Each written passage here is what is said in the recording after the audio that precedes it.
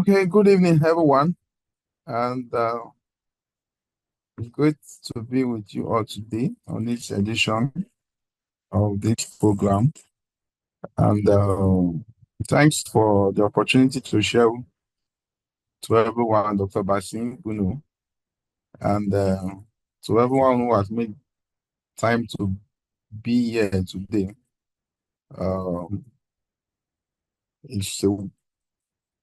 It's a privilege to be here, and also we hope that at the end of the day we'll be able to get one or two things and improve ourselves, our organizations, and etc. So thank you once again. And my name is Dr. Ali Ejue. And the topic that is given to me is developing a skilled workforce, personnel management, and continuous education. So by way of introduction, as I said, my name is Dr. Ali Ejue, and we're going to be looking at this topic in the next few minutes, and we're going to learn together and rub minds together. So thank you once again for the opportunity to share with everyone of us. Okay, our learning objective.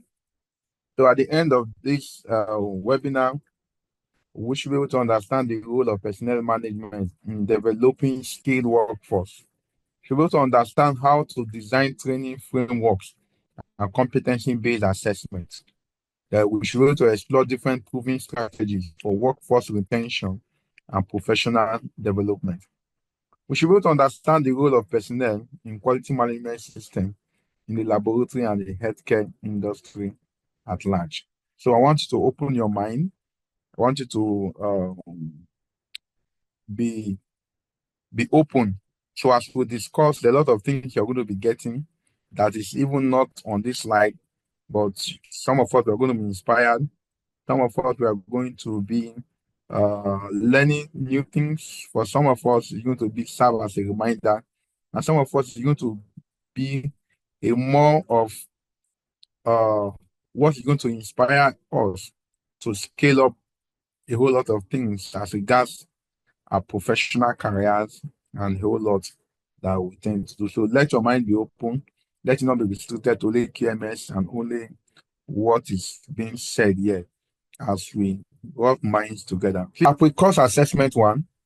So the first question is the process of introducing employee to their new jobs and work environment. Okay, that has been posted up. So you just have 3 minutes to do this and submit. I think the host will guide you on that in case you have any question on that, but it has been posted. So those are the pool questions for week 9. So there are 3 questions. We are expected to do them and submit. Okay. Done. Okay, thank you. So we'll continue with the program. So by way of introduction, developing a skill workforce is crucial for any organization to stay competitive and achieve their goals. Now, in other words, when we talk about skilled workforce, we are talking about those sets of personnel that have the skill set to be able to drive the organizational goals into realities. So personnel is one of the most important assets in any organization, whether it be in a hospital, whether it be a lab, whether it be any industry. However, personnel management and continuous education can help an organization develop a skilled workforce that drives success and innovation. So when we're saying that personnel is one of the most important assets, we are saying that now if you are used to the 12 quality system essentials, you understand that personnel is part of the 12 quality system essential. Every other essentials are driven by personnel, whether it's equipment, whether it's a process, whether there are procedures, whether there are policies. You will always need personnel, no matter the level of automation, to drive policies, to drive processes, to check for compliance, to be able to satisfy the patient or the customer. So personnel are the most important resources in the lab.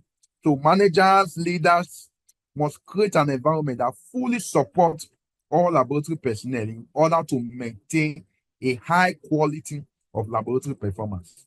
Now, and continued education and professional development is vital to personnel competency. Now, we're going to see what is personnel competency as we go. We are talking about that set of skills that enables you to be able to carry out a particular function. That is competency. So in other words, someone can be qualified, educated, and yet not competent. Okay, for example, now, I can be a lab scientist, for example, and yet I'm not competent when it comes to phlebotomy. So competency is that skill set that is needed to do a particular task. The ability for you to do what that particular task. Now, when we talk about personnel management, this is a part of the total management, which specifically deals with human resources.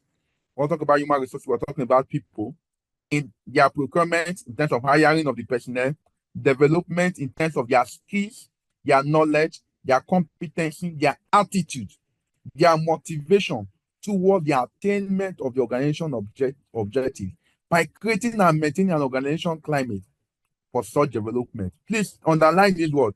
So with that part of management that deals with from hiring the personnel, getting the right set of personnel, to developing their skills, their knowledge, their competency, and even their attitude, because attitude has a way of determining the attitude of the organization. Attitude has a way of impacting positively on the climate and on the organizational culture. So we talk about what? The right set of people. We talk about developing their skills, developing their knowledge, developing their competency, developing their attitude, their motivation towards the attainment of the organization objective by creating and maintaining an organization climate that supports such what? Development. Now, personnel is one of the 12 quality system essential. By now, we are used to this. If you are not used to it, if you look at the screen very well, these are the 12 quality system essentials. Now, if you are used to the old ones, some of the names have been modified, like process control is now known as process management, non-conformity event management also has been changed, and we also have continual improvement and customer focus. So these are the 12 quality system essential. 1, organization. 2, personnel. Number 3, equipment. Number 4, purchasing and inventory. 5, process management. 6, information management. 7, document and record. 8, non-conforming event management. 9, we have assessment. 10, we have continual improvement. 11, we have customer focus and facility and safety. If you don't understand it, you can snap it, you can take a screenshot about it, you can post it on your status. Ensure that as a laboratory personnel, you know this 12 quality system essential as it is highlighted here. So what we are doing today, we are addressing a part of it which has to do with personnel management. Please, if you can hear me loud and clear, please you can type on the comment section that you can hear me and you have seen and you know the 12 quality system essential now. Okay, thank you. Yes, loud and clear. Fine, Izuchukwu. Thank you. Abraham. Yes. Okay. Yes. Okay. Thank you. Okay. Yes. We continue. Now, when we talk about personnel management program, remember that we are looking at skilled workforce, personnel management, and continuous education. Now, the personnel management, according to quality management system, these are the components of the personnel management program. Now, we have what? Orientation, job description, personnel qualification. Okay, let me start with personnel qualification, job description, orientation, training, competency assessment, performance appraisal, personnel record, policies and procedures. So these are the components of what? A personnel management program. Now, because of time and because of our focus, I'll just run through them briefly so that you have an understanding of the personnel management. So for every organization, you must first have a policy and policies and procedures that addresses what? Personnel management. And that is part of what? The ISO 15189 2022 requirements. You must have what? Policies and procedures. So the policies tells us the organization commitment, your organization commitment, your lab commitment towards the personnel in terms of the quality practice, what is obtainable and what should be done in the organization. Next is that we have what we call personnel qualification. Every role, every staff, every worker must have what? A qualification. So what are the things that makes you fit into a particular role? As a lab director, what are the qualifications? These things have to be stated and documented. As a what? A lab scientist, a senior medical lab scientist, as a pathologist, as a phlebotomist, as a guest officer, as even a dispatch service, as a support staff, everyone must have what? A personnel what? Qualification. So there must be that personnel qualification that enables he or she to fit into those roles. So it must be stated. It must not be assumed. Next aspect of it is that, and it must also what? Be documented. So if there is a role of, let's say, a lab director, we know the qualification, the numbers of years of experience, what kind of degree the person needs to have, and all those things has to be stated. Next, we have what we call job description. There must be a documented job description for every cadre of the staff, from the director to even to the cleaner. You must have a job description. A job description tells you what you are going to do, what is your role, who you report to, and what is expected of you. So job description has to be there for every set of skilled workers, every workers. Now, the next is what? Orientation.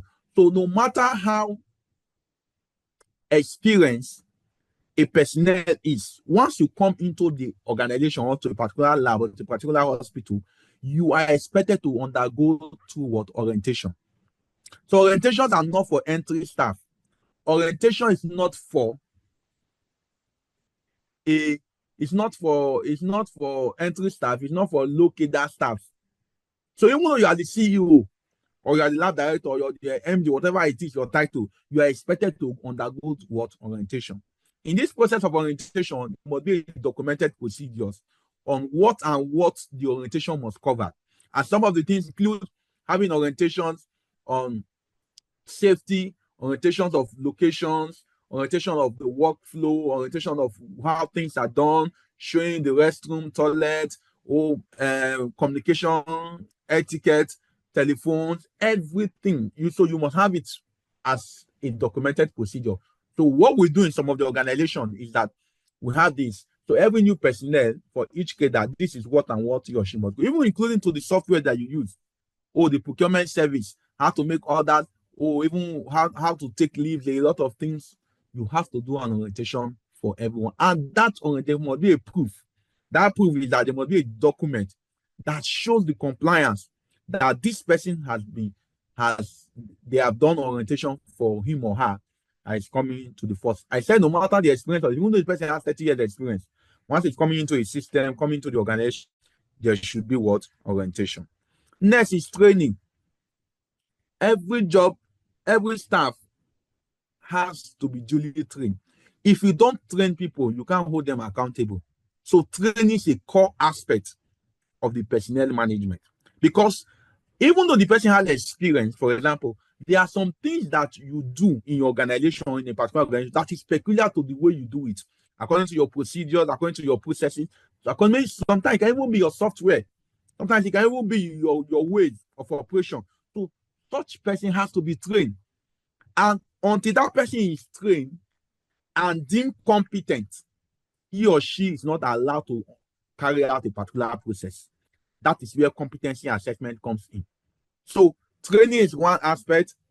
After you have been trained, you will be assessed to know if you are competent. Let's to be trained in the SOP, trained in the protocol, with the jobs aid and etc. And someone has to deem you competent to be able to carry out that procedure. It goes even as far as even validation of results. Let's say, for example, some senior lab managers does validation of results, authorization of results on pathology results. You cannot authorize the result without having a competency assessment that you are deemed fit on carrying out that procedure, as little as you think it is. So every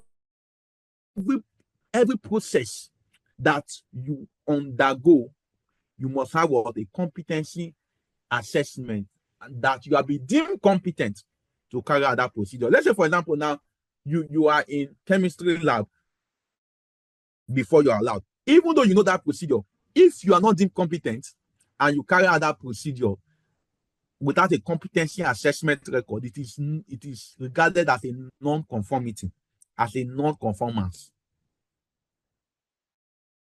Are we communicating? Then from there, the competency assessment, this thing has to be documented. Everything about quality, you have to document. If you don't document it, it's not done. And there must be a policy. Look at the way it works. So there must be a policy that addresses it. After a policy, you have procedures that tells you how to carry out those policies. Then after that, you need to have a record. Record shows you the proof that what this procedure has been done. Remember, the policy tells you how to do it. Procedures and manuals tell you how to do it. Then the record shows a proof of compliance. Next, we have what's called performance appraisal. So every cadre of staff must have performance appraisal. It is the duty of the lab director to do the performance appraisal. However, he or she can delegate such duty to anyone to carry out your performance appraisal. In the government sector, we call it like APA form. In private or NGOs, we have what we call performance appraisal. It could be quarterly, it could be monthly, it could be 6 monthly, it could be yearly, depending on what the policy says on performance or appraisal. So you are appraised based on your KPIs, which is led from your job descriptions. Then that appraisal, then there should be a feedback. Remember, the appraisal is not to demoralize the staff. It's not a punishment tool, but it's a way of providing feedback and objective feedback to the personnel on his or her performance. And the method of the performance appraisal has to be stated, has to be clear. It must not be ambiguous. So people need to know what they need to be assessed on and how they will be assessed and when they will be assessed. Next, we have what we call personnel records. Personnel records are very, very essential. Now, according to the ISO 15189, if you look at the 2012, there are some records that needs to be on each personnel file. So no matter the cadre of the personnel, whether it be the highest person in that organization to the lowest person, he or she must have a personnel file. And that personnel file must contain the personnel records. Some of the things include, but not limited to, one, we have like job descriptions, we have your qualifications, your licenses, your competency assessment, your training records, and etc. Your immunization status for some people. All these things has to be what the personnel record. And for the personnel record, there must be a checklist that shows what should be on each personnel record. So this is just like a summary of personnel management program within the lab and the healthcare industry. Did you get that clear? Is that clear? If you have any questions, if you have any questions, are they allowed to take? Am I allowed to take questions between, or they should type? If you have any questions, you attend to them after the presentation. They will just take note of their questions, and then after your presentation, they can come up with it. Okay, yeah, but if you have something that is disturbing you while I'm talking, you can type it on the comment section. I can look at it and just address it as I. Okay. Okay. We'll take note of that. So we continue. Now, let's look at other aspects of personnel management. Other aspects include talent acquisition.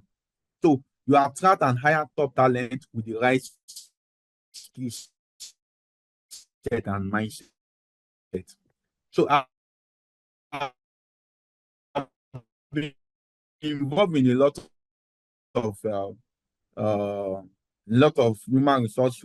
Sometimes you are looking for some part, even their CV are not commerciable to even what is on their CV is different from what they know. Sometimes even the experience and a lot of things are not even there, or let's say for example, even the skill set, even the mindset. So there are a lot of things that are involved when it comes to what talent acquisition. And the truth about it that some of us who are medical practitioners are even leaving this space, even non-medical people. So this is some of the space you can take as an advantage to build a career. You can build a career in human resource.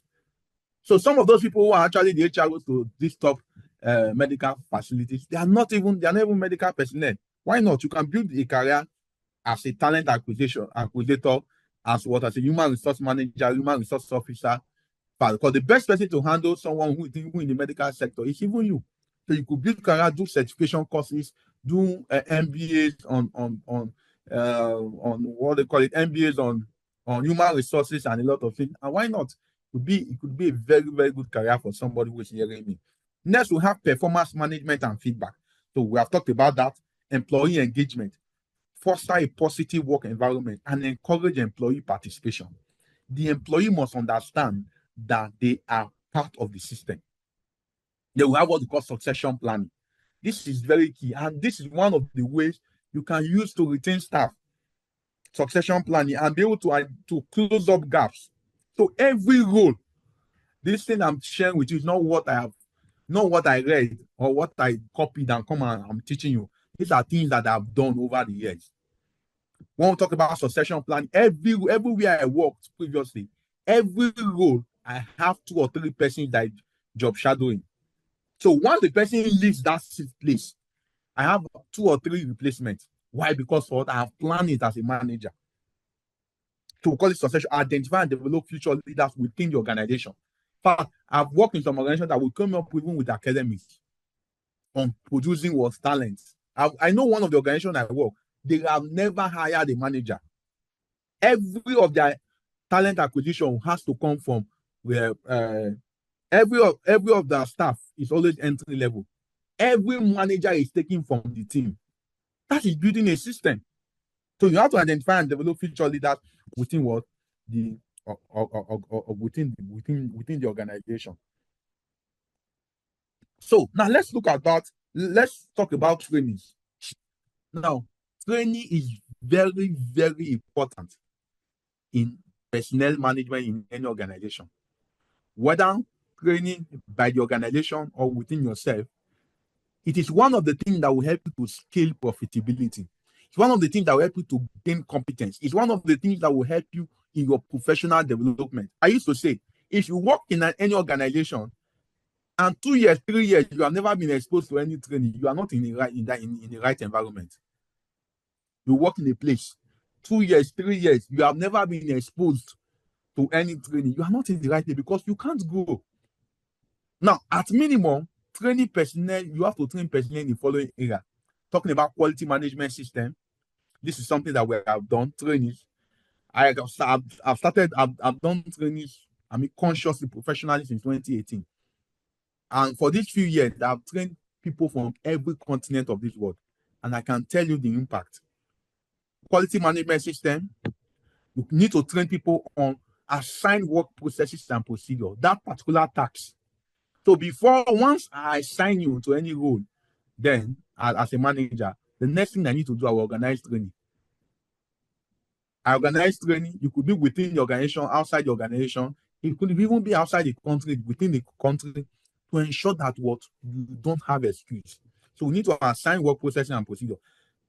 Trainings could also involve application of laboratory information system. Maybe your LIs are not those things that you are using. AI, artificial intelligence, a lot of machine learning, a lot of things that one can actually involve when it comes to training. Health and safety, ethics, confidentiality of information, the ISO 15189 standard. Let's say, for example, now, if you are here, you are a medical lab scientist, or you work within the lab space, either a pathologist and others, or a lab personnel, and you have not done a training on quality management system, you need to do that.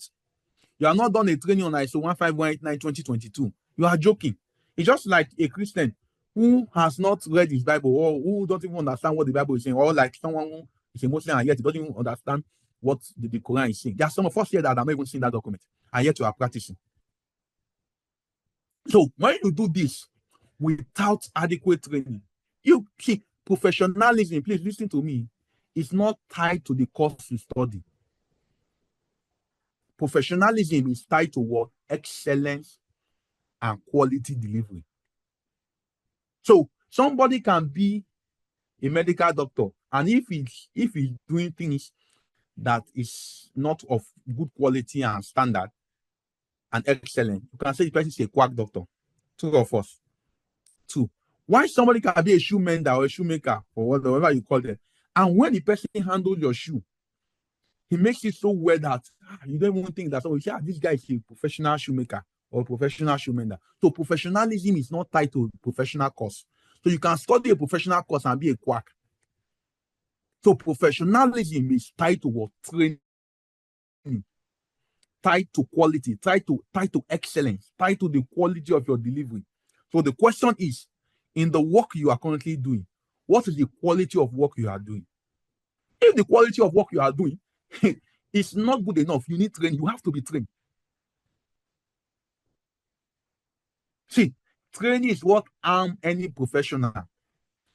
If they can't employ you into a military and just give you gun and say go and be fighting or go and be shooting, you will cause harm to yourself and to the environment.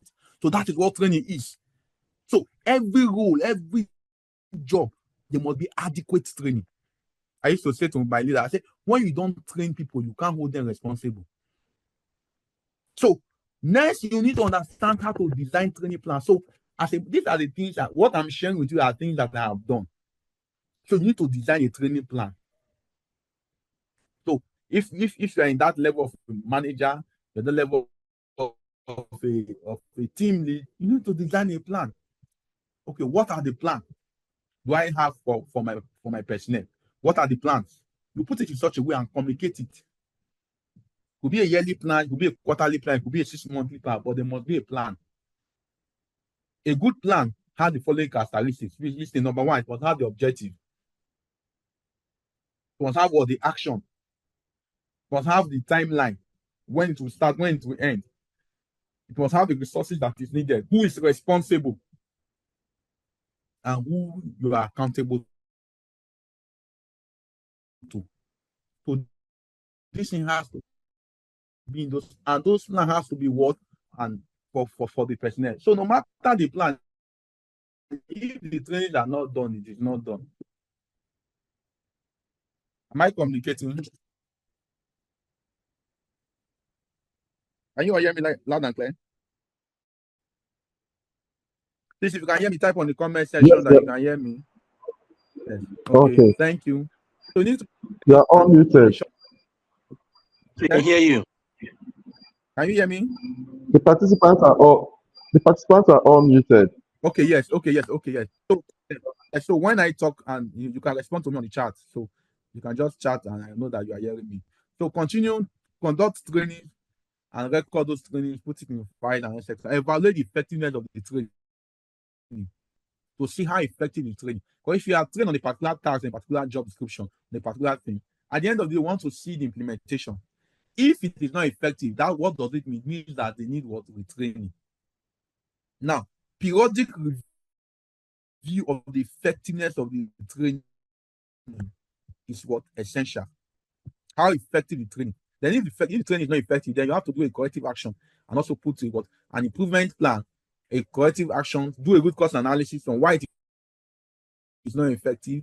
Then the next you put a corrective action and improvement plan to ensure that what those trainings are what becomes what effective. Now, some of the training method and resources as follows. I'm not limited to this. You could do in-house group presentation.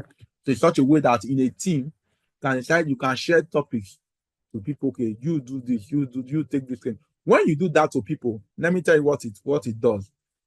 It helps people to read, it helps people to research. And nobody wants to come and fall this on a hand. So they make researches and do a lot of reading and share. That is it. In-house group presentations. Off-site workshop. There are some of us, when it comes to workshop, we look as if they are killing us.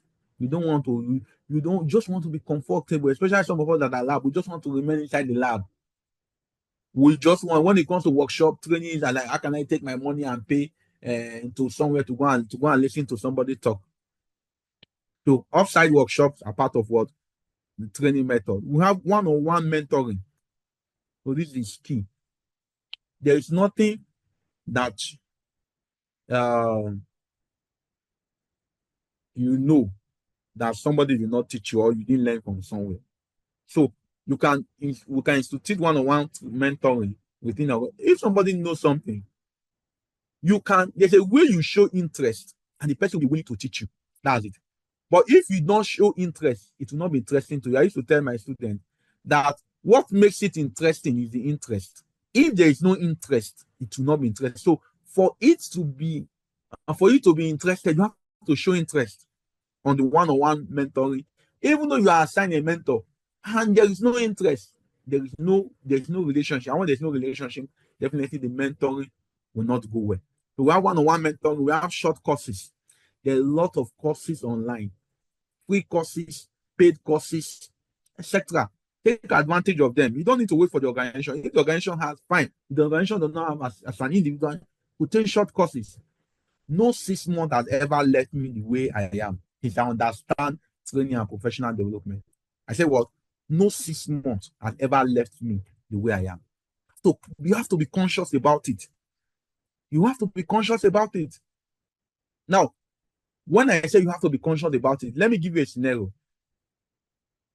You don't do trainings. If we are talking individual now, out of pocket. What do I mean out of pocket? Let's say, for example, now if you receive 500,000 naira as your salary in a month, and you are working in a particular place, there are some things that are essential to you that you must save for it. One of it could be maybe your house rent, if you are paying rent. One could be your transport, either your transportation or your fuel allowance, something like you keep it somewhere. So let's say, for example, let's use transportation. So you know that at the end of the month, you spend 50,000 naira for transportation. You will not want to put every money in your pocket and be spending. You keep aside 50,000 because you know that if you don't go to work, they won't pay you. So when you have finished spending your money and somebody asks you, "Oh, do you have money?" Say, "No, I don't really have." Why? Because that 50,000 naira is for your transport. You don't touch it. But if you keep all the money within your pocket and you're just spending, one day you just will come and see that all the money is finished. You separate. So those are the same way you separate your transport, your feeding for the month. That is the way that you should keep aside a certain amount of percentage for your personal development, for your trainings. Because if you wait for people to train you, you will never go at the pace you want to go. I used to tell my students, when you learn where you end where. You can quote me anywhere. When you learn where you end where. So there are a lot of us that are stuck in our professional development because of what we are not learning. Some of us, you think that your first degree, that your second degree is actually the learning. Let me tell you, your first degree just teach you how to learn. The learning begins when you leave. And that's why we see a lot of professionals who are at the floor level. Why? Because they don't build themselves. They don't. When you see somebody who will learn, who study, who is even reading, when the person talks, you know that this person reads. So short courses, take advantage. Let me tell you, some of those short courses are even more important than those your degrees. They are even more relevant. They are more catching than even some of those your degrees. There are some programs I do, and some short courses you see, they'll be telling you things like up to $1,000, $3,000, $10,000. You'll be saying, well, what are they going to teach? What are they saying? The lot they are saying, a lot they are teaching that you yourself you don't know. Until you begin to participate, the more you learn, the more you want to learn. So take advantage of short courses, whether paid courses, free courses. Don't see courses and fly. You'll be looking at it like poison. But you see shirt, you go and buy. You see food, you want to go and buy. And the way you are developing your flesh, your body, also develop your mind. If you don't develop your mind as a professional, you will stink. You will stink. And you become unprofessionally, how will I say now, professionally irrelevant, even when you have a lot of degrees. So take advantage of short courses, both paid, on free, and etc. You can also attach to an institution of learning, depending on how your organization is packed.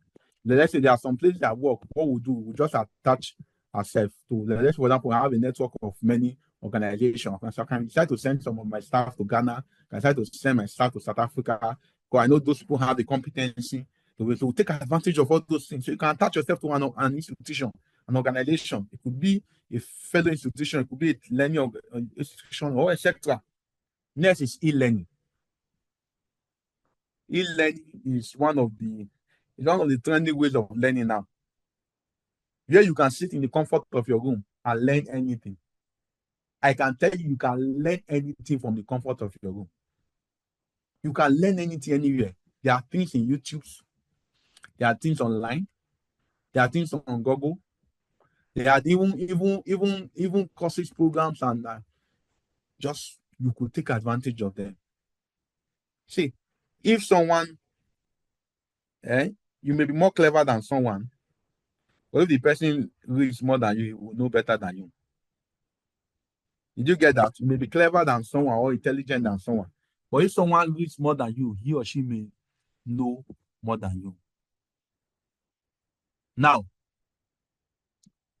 listen, someone who can read and does not read has no advantage over someone who cannot read. Someone who can read and does not read has no advantage over someone who cannot read. So, if you are illiterate, and yeah, you are not studying, you are not learning, you are illiterate, if there's any word like that. So you are learning, but yet you are not learning. So someone who can read and does not read has no advantage over someone who cannot read. I hope I'm communicating. Please, if you can hear me, type on the comment section that you can hear me loud and clear.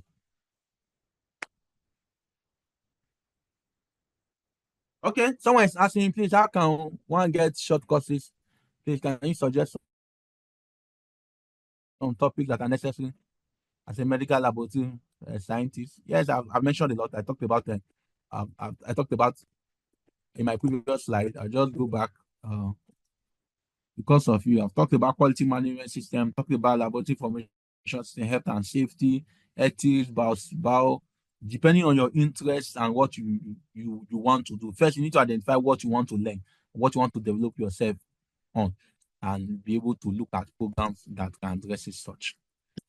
Now, I want to talk about competency. What is competency? According to the ISO 15189 2022, competency demonstrates the ability to apply a knowledge and a skill to achieve an intended result.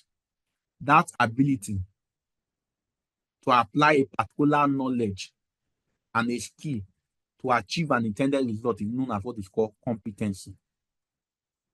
So you may know something, and if you are not able to apply it, you are not competent in it. Am I communicating? Yes. So someone that asks also, you can do training on basic quality management system, you can do training on the ISO 15189 2022, at least minimally, especially quality management system. And this is one of the things this platform is also giving you. If you follow this platform, there are a lot of programs that have been done when it comes to quality. And today we're looking at personnel management and from some other perspective. So these are basic things when it comes to quality management. I used to say any medical or healthcare laboratory person who does not understand quality management system is a quack, irrespective of your PhD.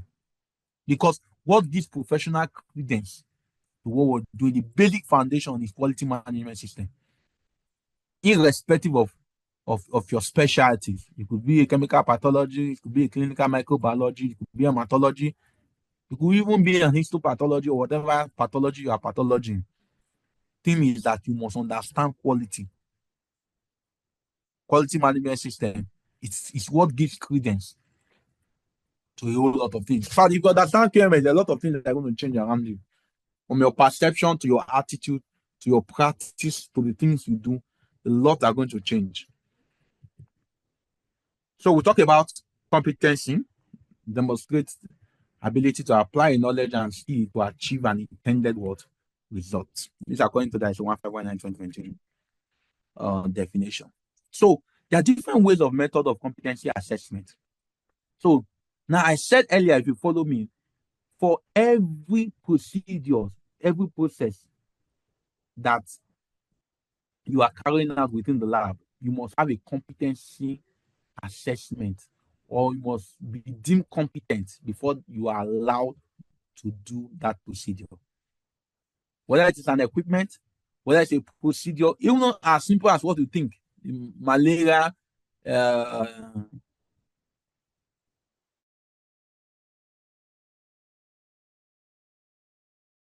as easy as you think, even HIV testing, rapid, you should be competent before you are allowed to carry out such procedure. So what are the ways we do competency assessment? You could do direct observation, observe and assess as they perform the tasks. They're documented on checklists. Indirect observation, you can review work procedures, you can retest the previous analyzed specimen or analyzed work. 2, EQA program, proficiency testing, case scenario, questions. And so we have both the direct and indirect. So direct has to do with you observing and assessing them doing a particular task. Then indirect has to do with other forms. You can review the previous work done. You can do a retesting to check what the person has done. Let's, for example, somebody viewed the malaria microscope, malaria slide, and he said that this is 1+. At the end of the day, you review and see, okay, if it also 1+ the species of the malaria that has been identified, and etc. That is an indirect form. Or you ask a question. Are you getting? That is also a form of what? Competency assessment. Now, there are different competency assessment forms that you can have. All you need to do is to develop one.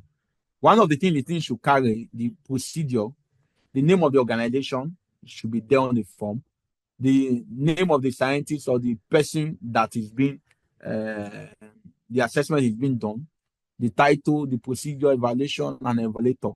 So there is somebody that has to deem you competent for every procedure. Even though you are the head of that place, the particular procedure, you have to be deemed competent, including signing out of results, authorization of results, whatever be the process, someone has to deem competent. So the person sign on that procedure, you also sign, the date and everything is there, and the comment if necessary could be. So you could form a checklist that carries out all the procedures and processes that is being done, including phone telecommunication. You can have a competency assessment on it. Even ability to decontaminate your workbench, your workstations, and all those things, you also have to do.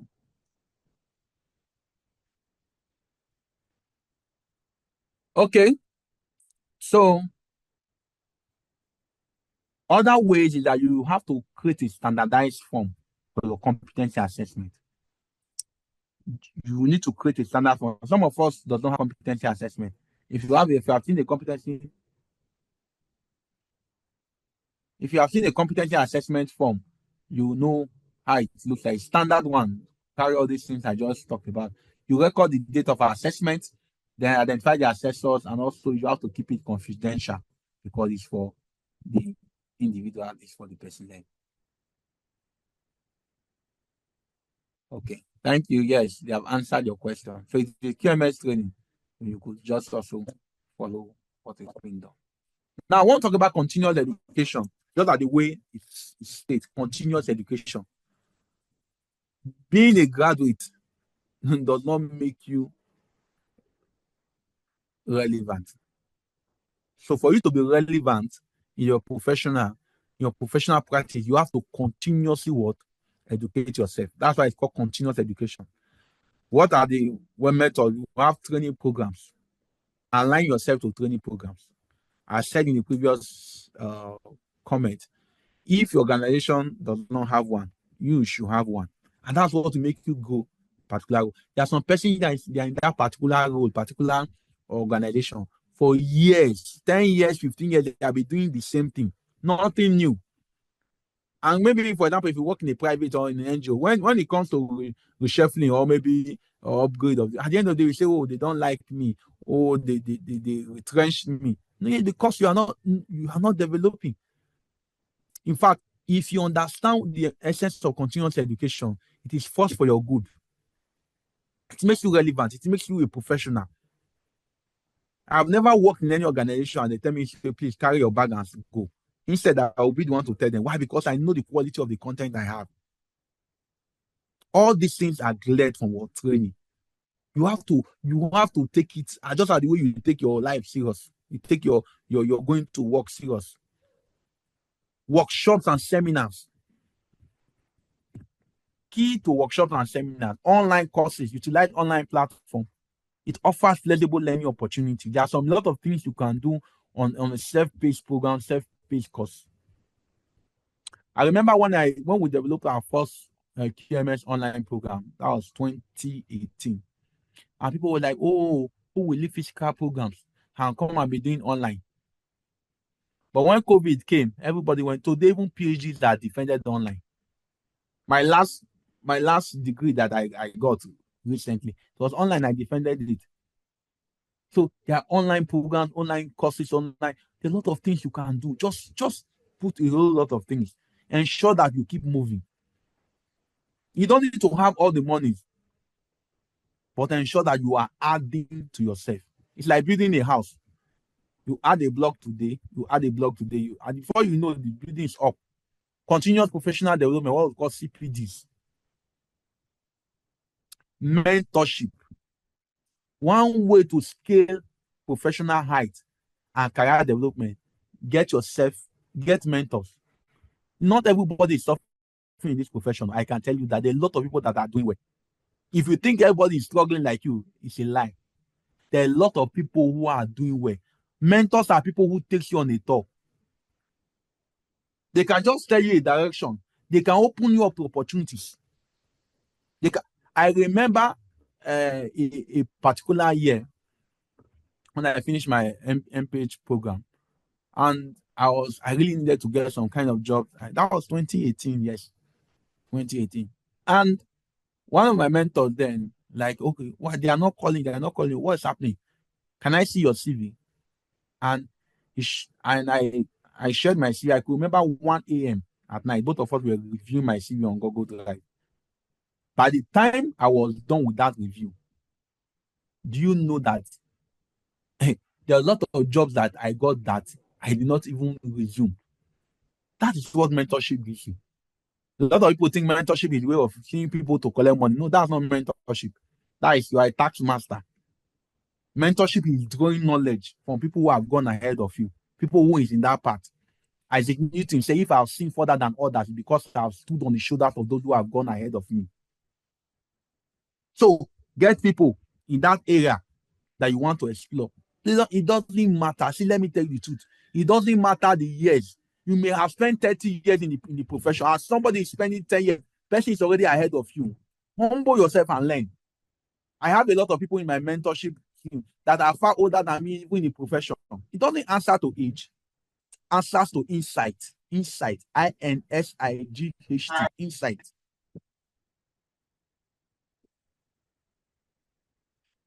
Insight. There was what we call personal development plan, PDP. This is essential. No a problem. I'll check it. Just give me a little time. Is there another person? Have you given that person the sample, the receipts? Please, can you mute the mic? Have you given the person that just made payments?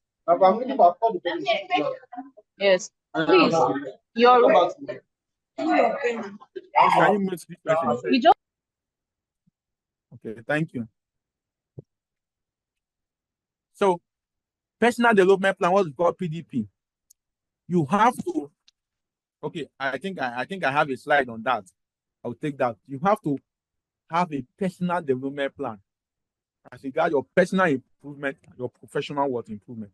We have workshops, webinar, conferences, journals club, book reviews, a lot of things. Attachment to programs, to projects. Now, some of this continuous education may be formal and informal. I've gained so much from informal education. Sometimes a project may be in your facility, there's a particular problem, and they are looking for 2 or 3 persons that will be able to solve those problems as a committee. Don't run away from it. Hey, I don't have time, I'm busy, nobody is paying me for it. When you exclude yourself from such project and tasks, you have excluded yourself from gaining the knowledge that is needed. I have a very good and strong background when it comes to procurement and supply chain. It was not the MBA course I did that I got that knowledge. I worked in an organization that we have so much issues on stock management, stock out issues. And I was put among the people who was put in that committee to address the organization's stock out issues. And that is how today I became an expert in procurement and supply chain before I started doing other courses. I've trained a lot of people on that aspect. And so that's the way it works. So sometimes when there are challenges within your organization, there are problems for you to solve, don't shy away from it. Don't say, I don't have time. Don't say, this is not my primary purpose. This is not why I'm here. I'm just here to make my money. I'm just here to do. No. Take advantage of that. By the time you are there, you learn a lot of resources that will be available to you mentally and otherwise that will help you to propel, that will propel you to have that skill and that knowledge to be able to excel.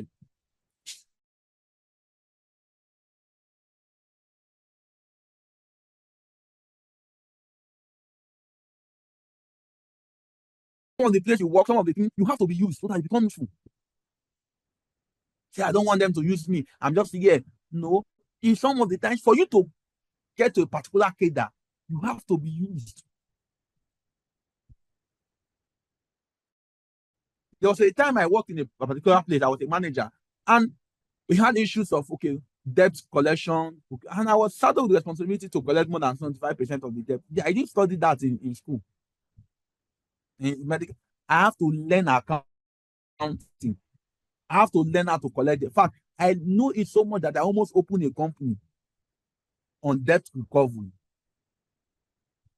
In fact, at the end of that tax, my region then was the highest region that had the highest debt recovery.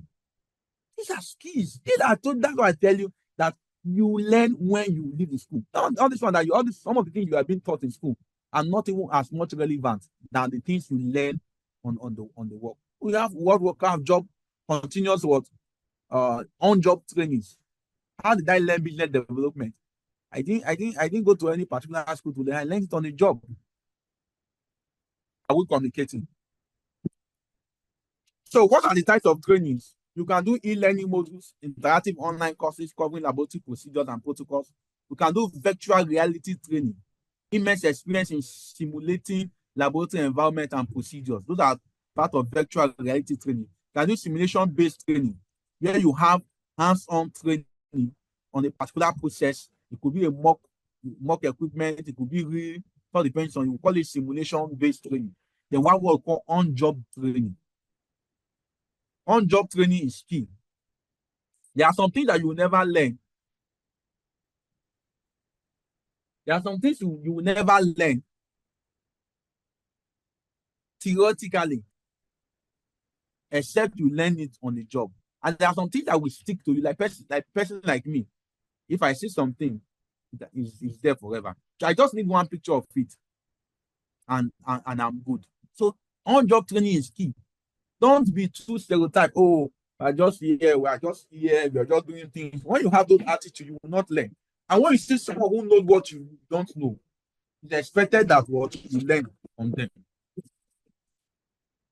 I used to say, when you bring a new equipment into the lab, no matter your level, if you don't undergo the training, you are not permitted to use that equipment. It's part of equipment management. Am I communicating? On-job trainings. You can do all that training on application, procedure training, instrument training, emergency preparedness, etc. and etc.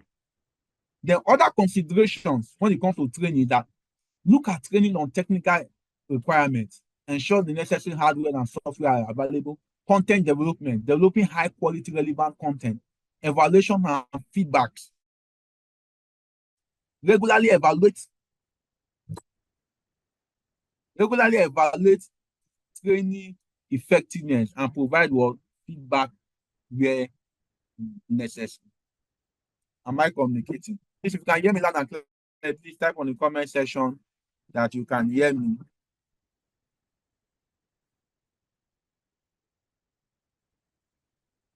Okay, can you hear me loud and clear? Please try to type on the comment section that you can hear me. Yes. Okay, thank you, Loretta. Thank you, Lenny. Thank you. And thank you.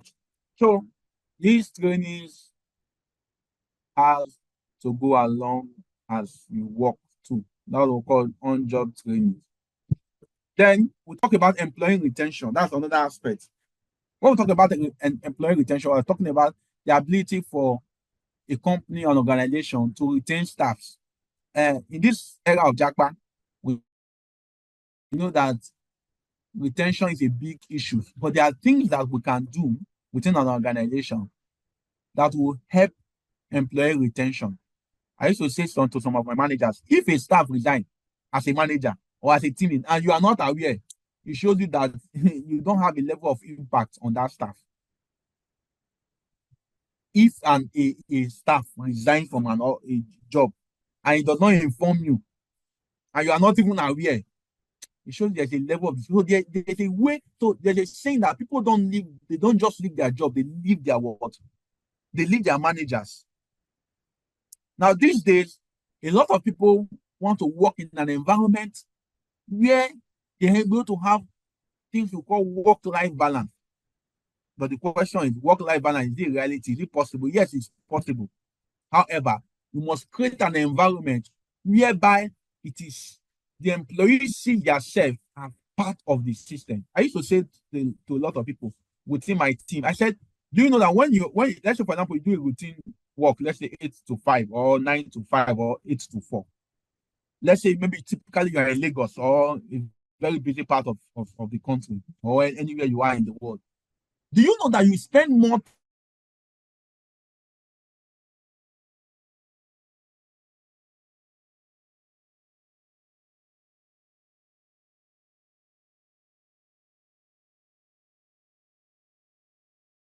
time with your colleagues than yes, we spend more time with our colleagues? You must create an environment that is conducive, an environment where employees can be able to strive. There are people that resign from a high-paying job, not because they don't want the money, but because of their mental state, mental health. You're saying if this place is like this place is become toxic. And when you say an environment is toxic, who makes it toxic? The people, the personnel. It's not the equipment that makes an environment to be toxic. There's what is called workplace communication. Go and read about it.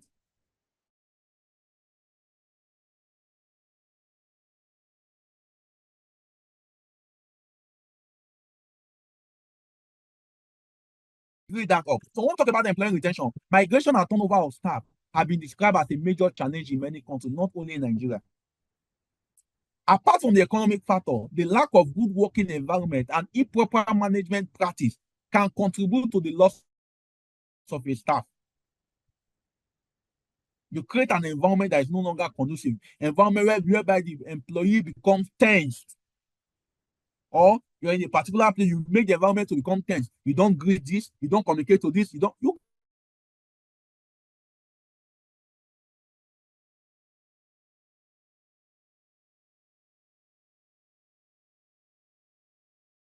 management program can contribute to the retention of the staff. Retaining quality talent is crucial to business success. As employee retention promotes success, veterinary employees add value. The people who have been in the system have a way of adding value, but bad hires hurt morale. So when you hire a wrong people, there are some people that come. I was doing a particular training that was last year, and I was asking them the customer service. I was doing a customer service training. I'm asking the people, how did you get to the organization? This organization. The person said, I got here because of my uncle. Oh, someone said, I know the MD. So when people come into a system because of who they know, they end up becoming a bad hires because they don't even understand why they are there. It's like putting a square peg in a round hole. Bad hire is the hire on board of someone who is unsuited, unfit for their role within the organization. And this bad hire costs money. You are paying people salary, yet they are not productive. And when people are not productive, those who are productive, they get discouraged by those who are not productive. I used to say when I do orientation, there's a part I normally take one of my organization. The topic is understanding the company's expectation as regards your role. So in other words, before you are hired, the company had an expectation of you. And you to also have an expectation from the company. So expectation is what ties to relationship. it's expectation that ties an employee to an employer. So when the employer does not get that expectation from the employee, there's a level of disengagement, and this is what causes gone to this is what causes a lot of breakdown.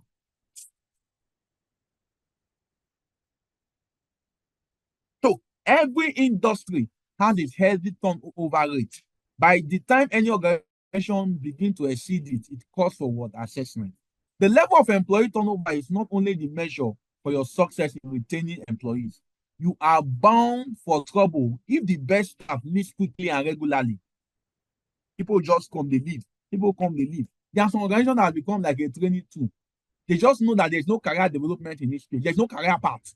So they just come, they do 2 years, 3 years, the next thing they move. But it's actually a benefit to the business to lose poorly performing staff. So you must perform. The reason you are hired is not to do your best. The reason you are hired is to do the job.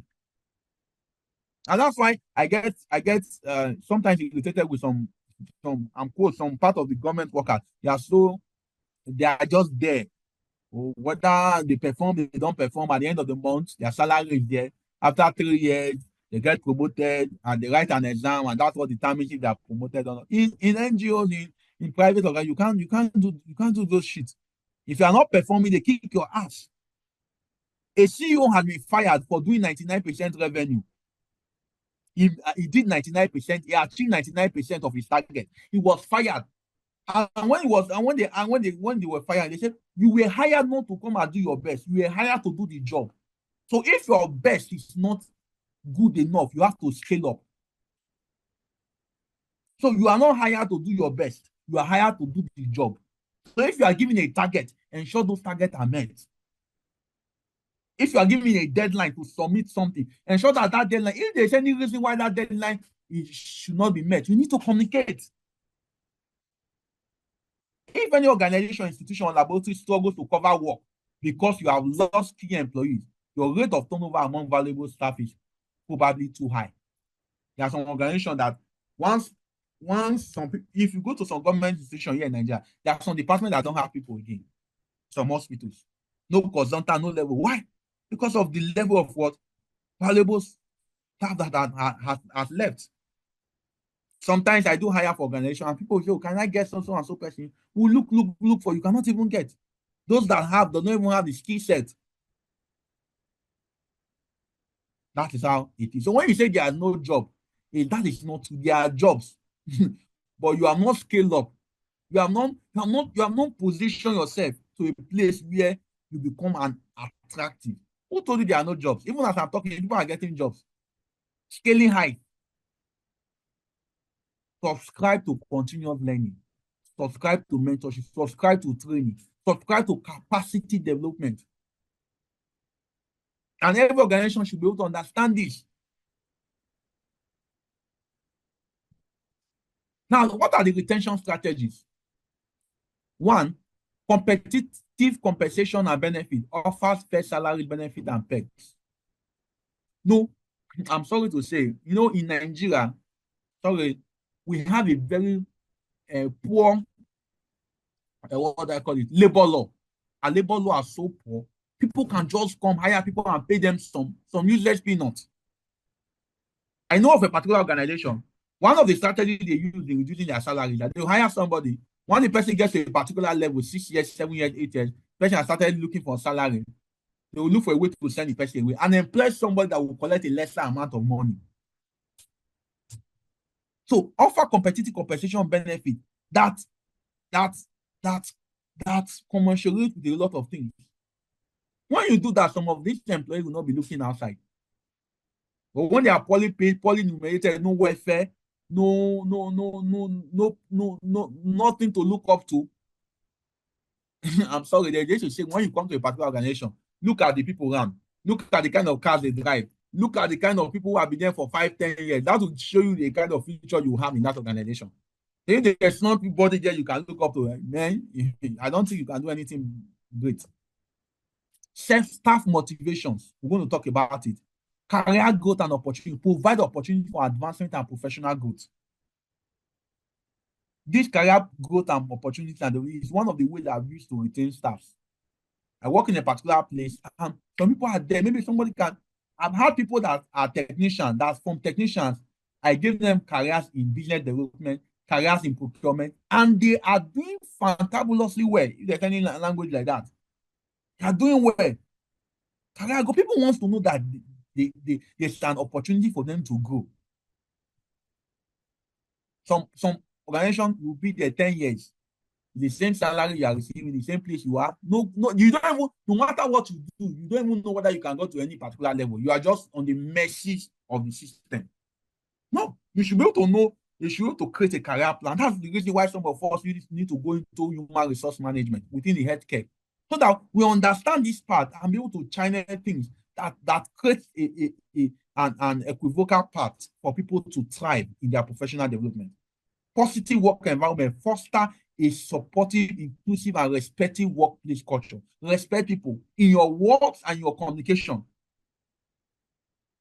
The CEO is not more important than the cleaner. The medical director is not more important than the cleaner. Everybody is doing the same work. Or we are doing this work for customer work satisfaction.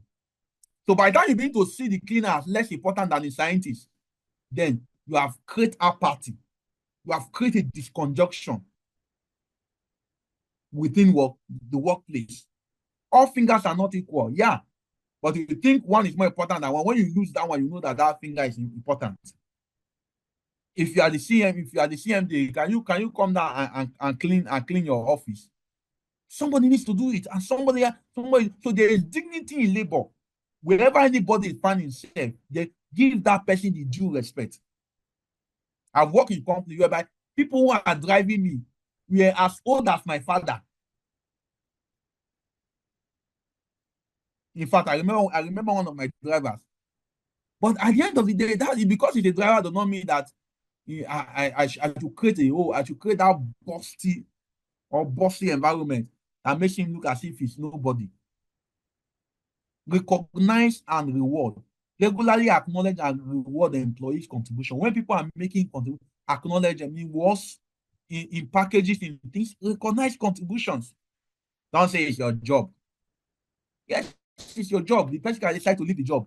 You begin to look for somebody, you start training and retraining. Work-life balance. Encourage flexible work arrangement and support work life. Some of us that are managers will make the work so hectic for people. There are some roles that employ some people. I just look at it and expect them to produce results. Go inside and go right now. I just expect them to do what? To produce results. Sometimes it's not by the numbers of hours they come to work. So people can come to work. Are you getting? They are there from 8 to 5. What they are doing is chatting, pressing their phone, doing selfie, they're on social media. At the end of the day, no productivity. So by the time you need to hold people based on their performance, you will see that they will be able to convert those times into useful and meaningful events for the organization. So encourage flexible work arrangement and support a work-life balance.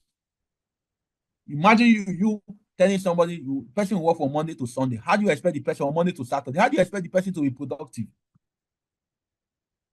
And that's why you're using some people, when they leave the office, they shut everything. They don't want to hear about office.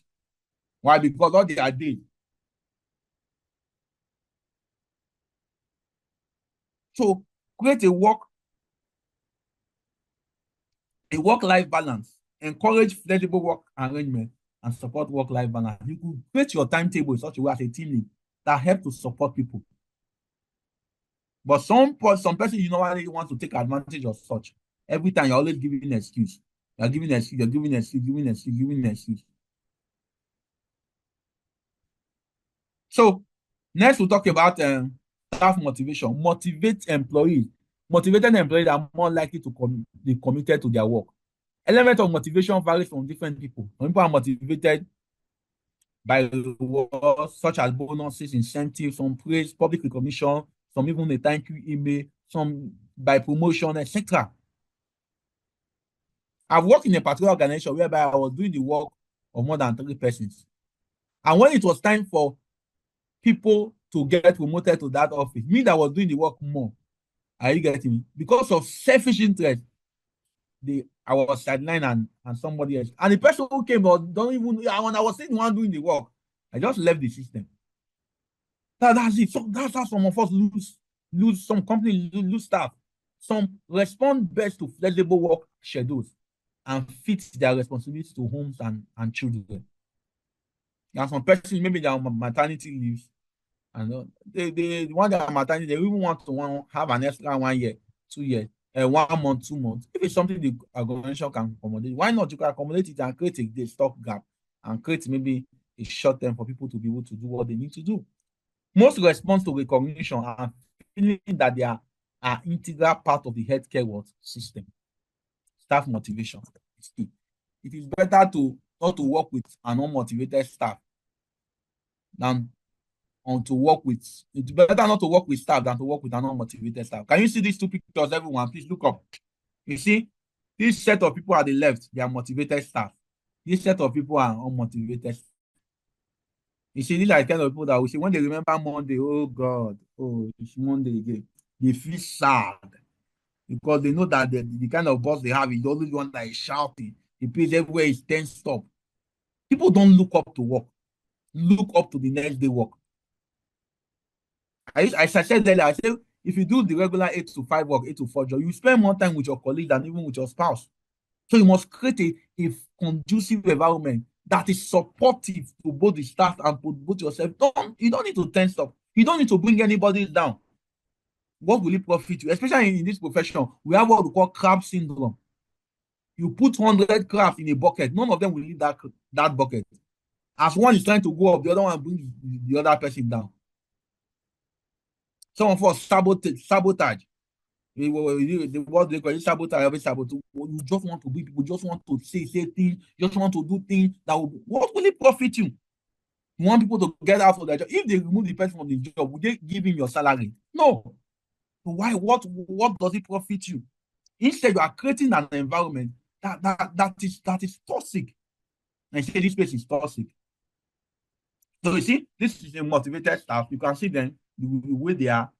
And you can see these two set of people cannot have the same work output. There's so-called team dynamics. You can read about it. Team dynamics. There's a part of it called storming normal skills, and then people begin to understand their rules and begin to perform. So for people to perform, they have to be motivated. And when we talk about motivation, a lot of people used to think it's not about money. Not about money. Thank God I've shared some few things with you on this. Let's look at some professional development strategies. Now we talk about training and development programs, mentorship, career coaching. There's difference between mentors and mentorship and career coaching. Coaching is people telling people, helping them to be able to achieve a particular task. Cross-functional training. So people can be in a particular department and having training is another aspect of the practice. We call it cross-functional trainings.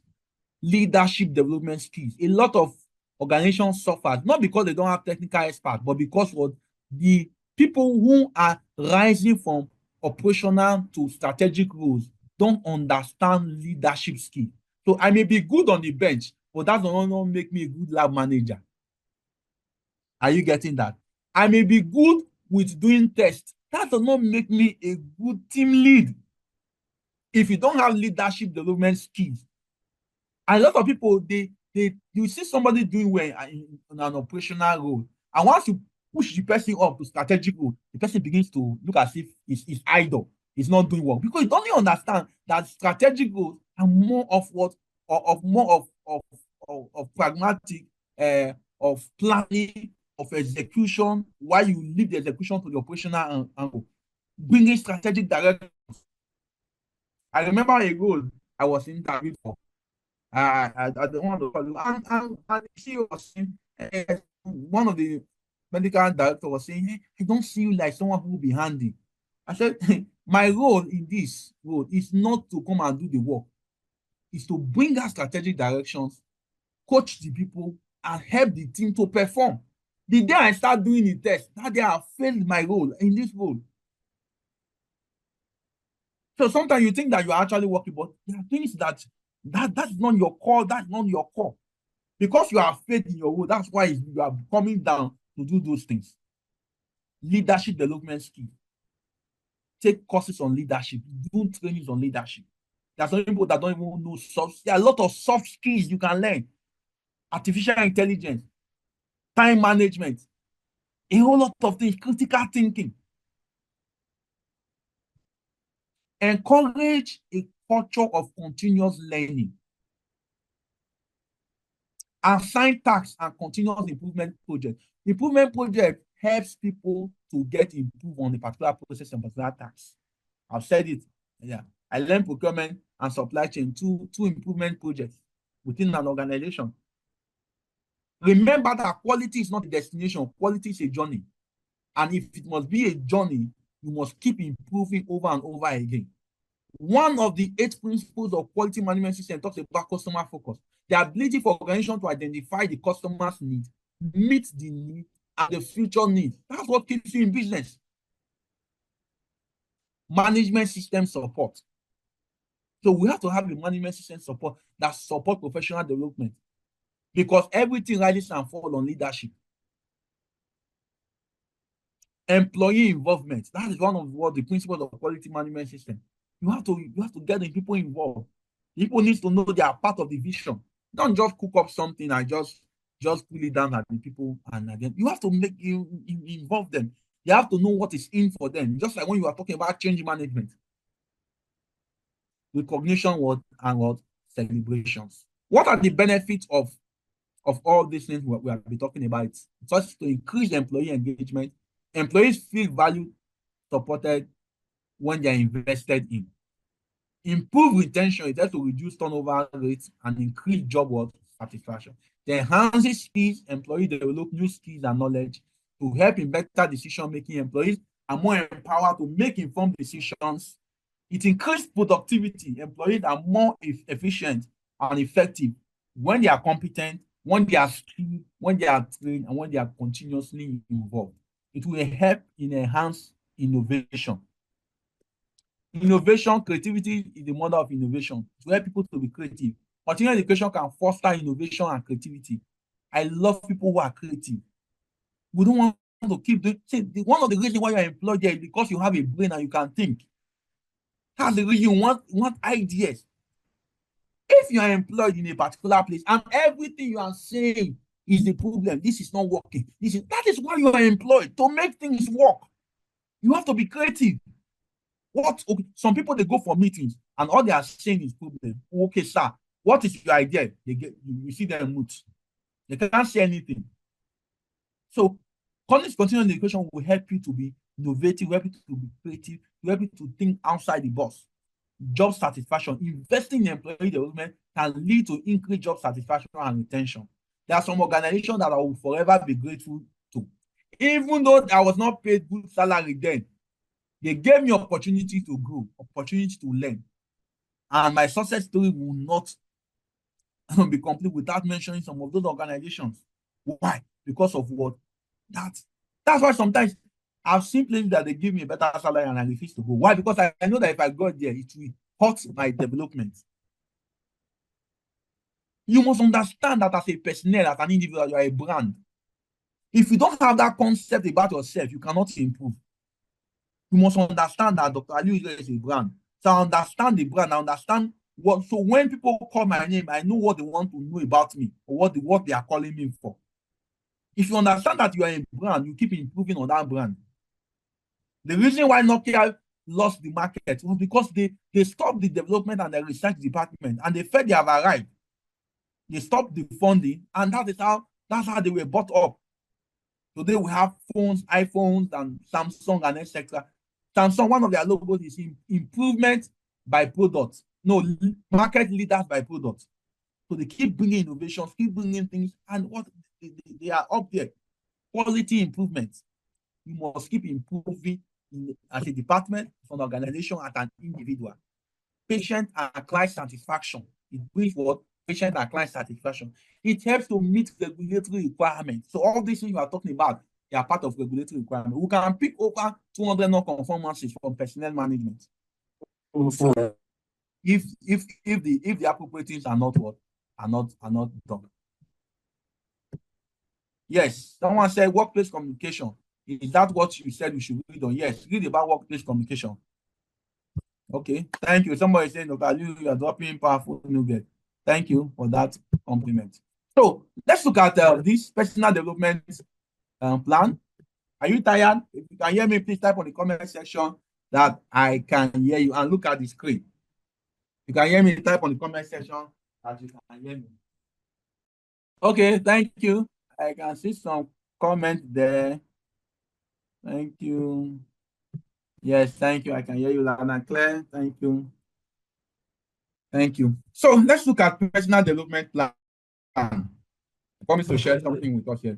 When we talk about PDP, we are not talking about political party now. It is a tailored roadmap that outlines an individual goals with the strength, weakness, and strategies for personal and professional development.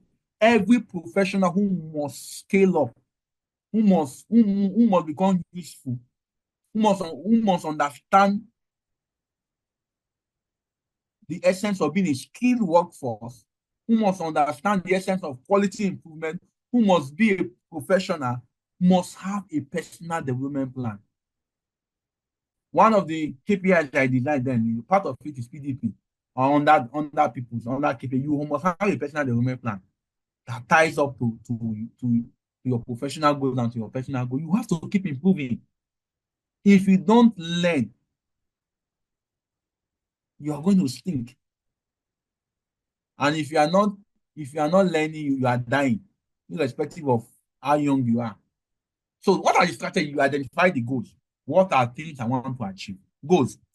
Then you can assess your SWOT. What are your strengths? What are your weaknesses? What are your opportunities? What are your threats? And do a SWOT analysis. Then the next, see, as I am here, if I'm given an opportunity, I know what I want to learn. There was a time I did a SWOT analysis on myself. I know that, okay, for me to scale up in some of my professional, I need to know one or two of these. And I was adamant to it. I did not learn it. And 6 months down the line, I got an opportunity that would have been mind-blowing because I did not learn that skill. I was excluded. So some of these things, it's not, some of us have this perception, with time, things will change. Sir, things does not change with time. It is what we do in the process of time that changes things. Hear that again. Things does not change with time. It is what we do in the process of time that changes things. Let's say, for example, now you are in a 100 level and you have a course you failed. You do not go back to write the course. You say, don't worry, with time, the F will turn to A. My friend, when you get to final year, they will tell you to come back and write that course. So time does not, in fact, time gets things detolerated. If you buy a car now, you're not using it. With time, that car may not even be working. It deteriorates with time. So it is what we do in the process of time that changes things. So you can change the course of your professional development with putting actions over a process of time. There was a time I was looking for jobs like that. Anytime I would submit CV. One day like that, I did an interview. I felt I did well. And after doing well, and so somebody called, like, oh, how was the performance of Aliu? Say, okay, the guy is actually good, but to give the job to someone else, in fact, it pained me. I told myself, I'm going to focus on myself till I become the focus. And I went back to school, went back to developing myself. See, there are a lot of jobs that I got that I don't even take. So there's one of the job I took. So I was called up some years ago, and I didn't take that job over 5 years ago. All the people that have taken that job, I know all of them. None of them, their salary is close to half of what I was offered 4 years ago. That is it. Personal development. If you learn where you earn where. Nobody is doing you from your village. Nobody. It's not that they don't like you. See, if you understand quality and excellence, they may not like your face, but they can't deny your impact. That is it. So next, you need to develop strategies on how to meet this plan. Develop actionable plan. Your plan has to be smart. It must be specific. It must be measurable. It must be achievable. It must be realistic. It must have a timeline. Then you implement the action. No matter how good your plan is, if it is not implemented, it becomes a mere wish. Some of us stop in planning. Oh, I want to do this. Oh, I want to do this program. Yeah, I want to do this. 3 years, you have not done anything. You are waiting for everything to arrive. You are waiting for you to have all the money. No, you're waiting for a free time. So there's no free time anywhere. Every time is compared. You think you're not busy now. In the next 5 years, you'll be more busy than how you are now.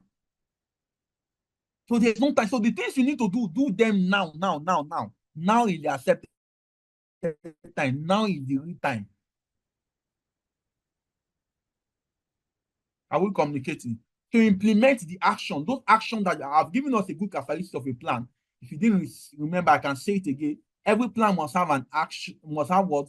A objective, must have the action, what action should be taken, must have a timeline, when to start, when to end, must have the deliverables, must have the resources that is needed, must have the person responsible and the person you are accountable to. These are minimal characteristics of a good plan. The plan has to be smart. Don't set goals that you know that is not achievable. For example, you only have a first degree, say you want to have a PhD in 1 year time. That is not realistic.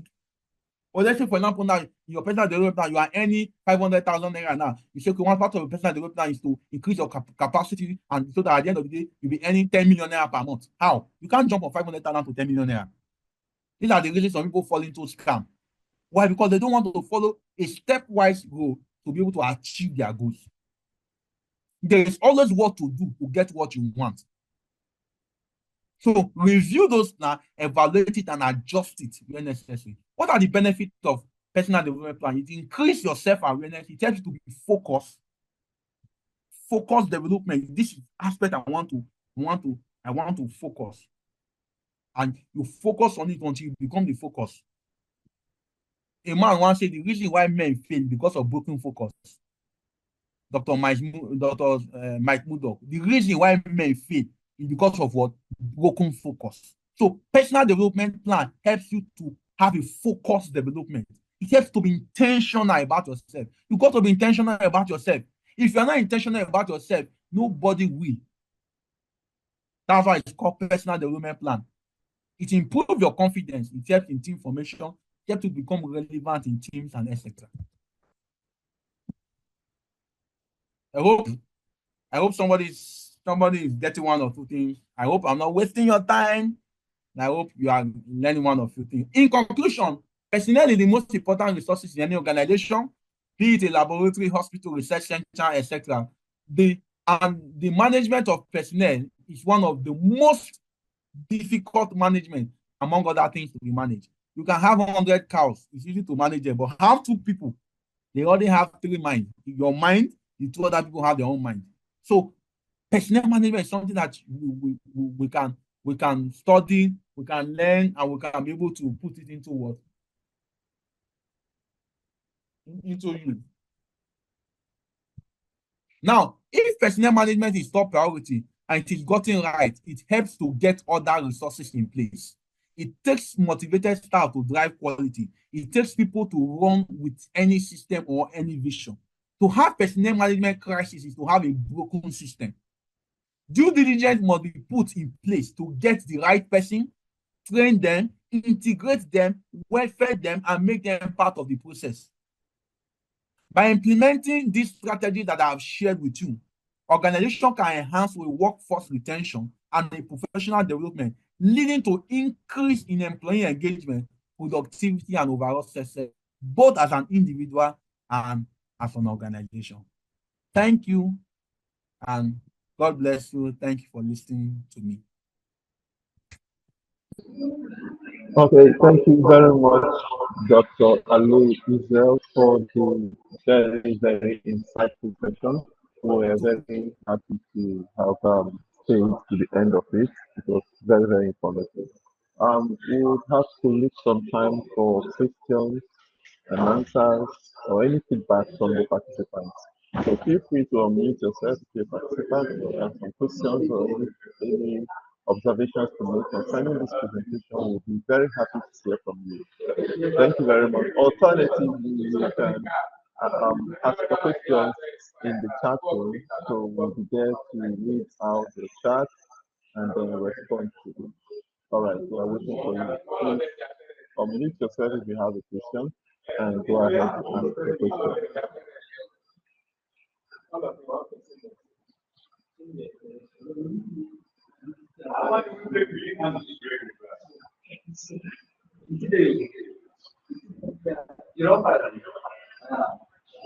Thank you, Loretta Etafo. Thank you. Fine. Any question?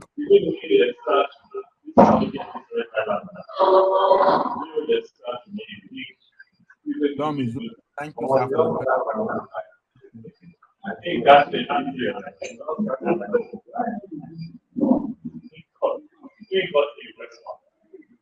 Any question?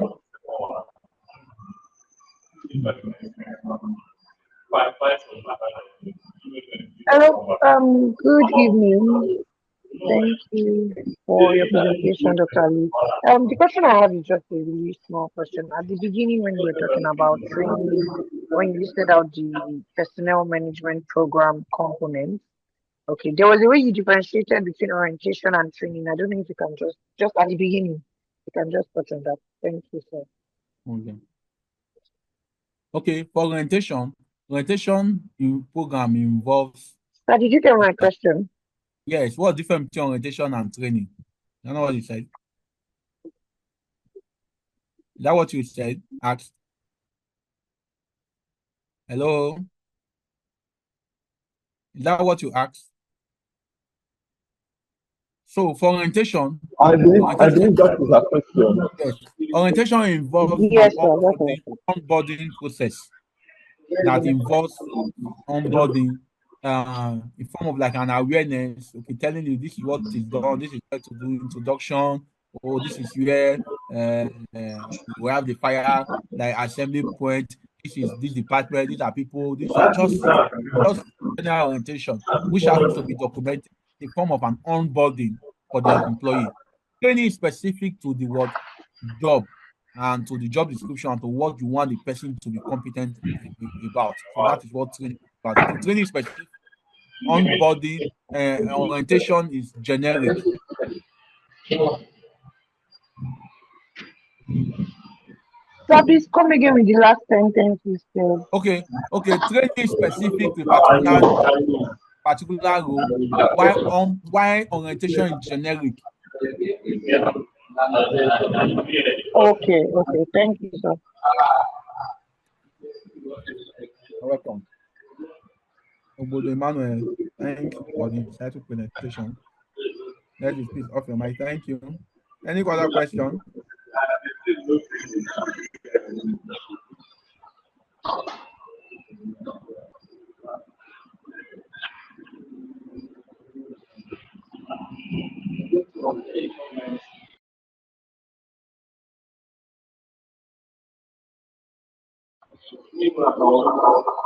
Are there any other questions? We are waiting to hear them. If you have any other questions, because we'll be coming to the end of this session. All right. In the absence of any other questions, if there's no question, would that be all? Yes, we want to question. Ismail Abdullahi, any question? Etc. Samuel Leka, any question? Usman Abdullahi Makuku, any question?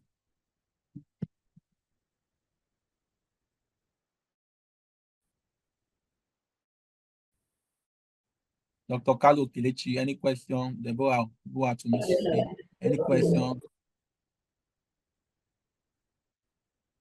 Okay, in the absence of any other question, I hope it has been insightful and engaging. I hope we have gained one or two things. Yeah, in the absence of any other questions, we want to profoundly thank our facilitator.